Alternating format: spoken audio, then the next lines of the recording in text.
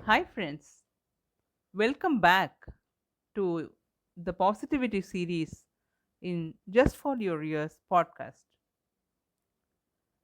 Today, I have brought a story of ordinary people, unexpected moments, and experiences that sometimes leave us with an extraordinary lesson.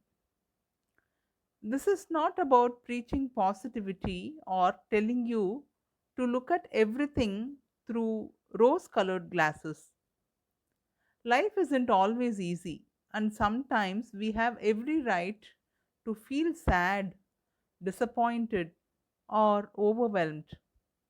But occasionally, something happens that makes us pause and look at our own life from a completely different perspective. And today's story is about one such evening in the life of a friend of mine. The story is titled Beyond Our Own Story. When someone else's story changes the way you can see your own life. There are some days in our lives that return every year, carrying the same memories, the same silence, and sometimes the same pain. It was my friend's wedding anniversary. Her marriage had been a short lived one, and she had lost her husband many years ago.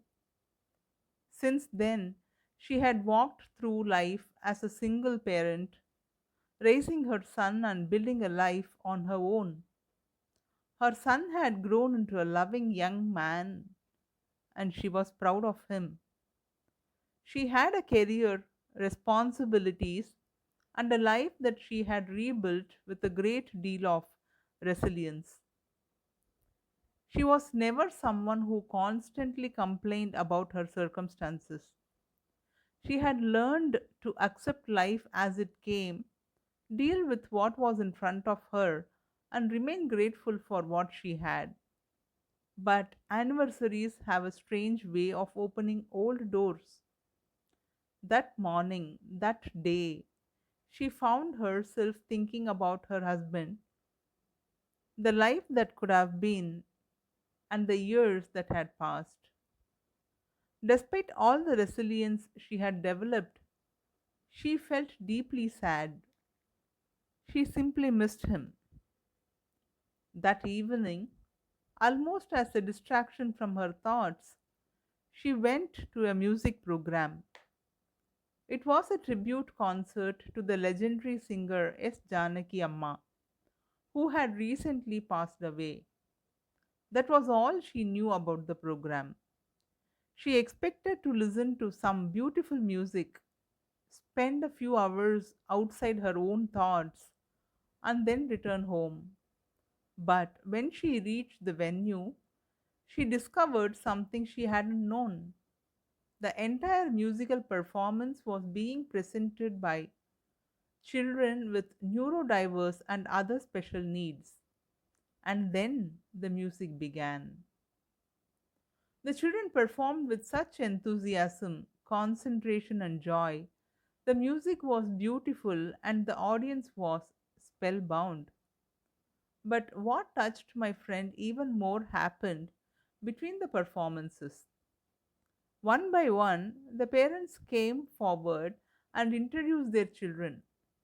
They spoke about their children's personalities, their abilities, their love for music, and the journey that had brought them to that stage. They also spoke openly about their own journeys as parents, about the challenges of raising a child whose life would not necessarily follow the routine that most of us take for granted. They spoke about the difficulties, the uncertainty, the emotional effort, the patience, and the enormous responsibility involved in bringing up a child who needs a completely different kind of support. There was pain in some of their voices, but there was something much stronger than the pain, too. There was pride. And then came the part that moved my friend deeply. These parents spoke with immense gratitude about the charitable foundation and its founders who had continuously supported and mentored their children in their musical journey. They were grateful that their children had been given the opportunity to learn, perform, express themselves, and discover what they were capable of. My friend listened to all this and slowly realized that she wasn't simply watching a music program. She was being given a glimpse into a completely different world, a world where even things that many of us consider normal and routine could require extraordinary effort. She saw parents who had to constantly find new ways to understand, support, and bring up their children.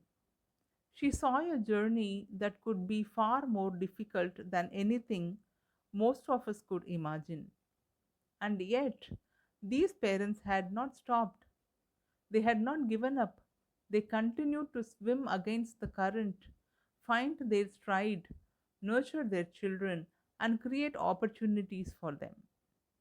And there they were, standing on that stage, not asking the world for sympathy, but celebrating their children. That stayed with her. She realized that she had always considered herself resilient. She had faced the loss of her husband, raised her son, built her career, and continued with her life. She had always been grateful too, but that evening showed her a completely different dimension of resilience. She realized that resilience isn't always about overcoming one big tragedy. Sometimes it is waking up every morning and navigating a life that is fundamentally different from what you had imagined.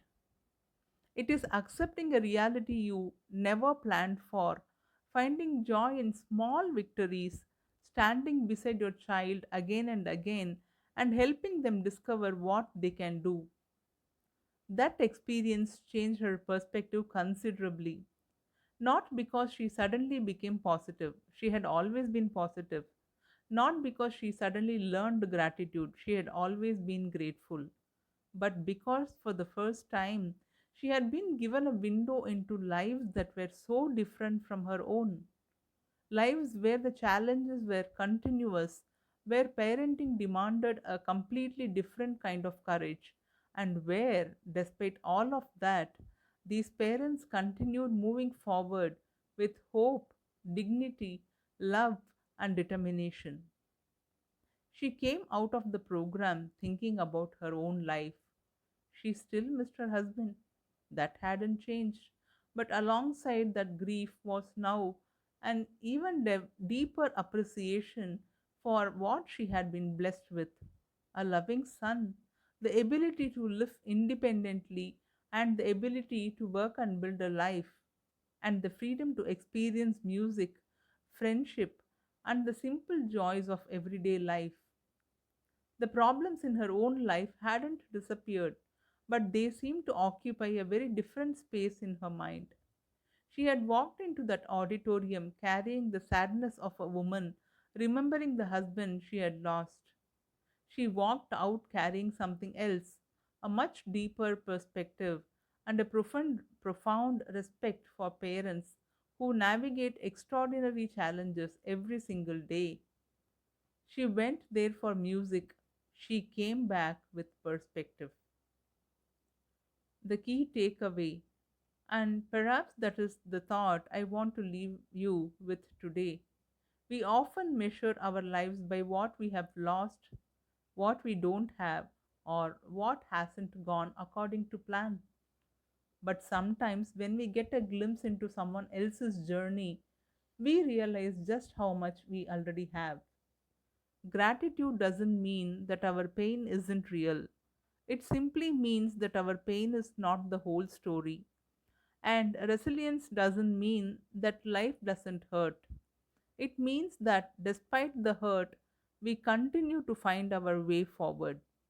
Sometimes all it takes is one unexpected experience to make us pause and say, maybe my life is more blessed than I realized. And that brings us to the end of today's story on Just for Your Ears podcast positivity series. If this story made you pause and think about someone in your own life, or perhaps made you look at your own circumstances a little differently, then maybe that's the little purpose behind this series.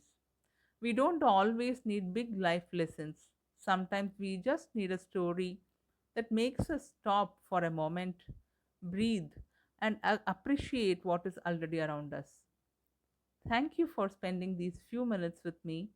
Until we meet again, take care of yourself, be kind to yourself, and whenever you can, remember to notice the blessings hiding in the ordinary moments of your own life. This is Just for Your Ears podcast.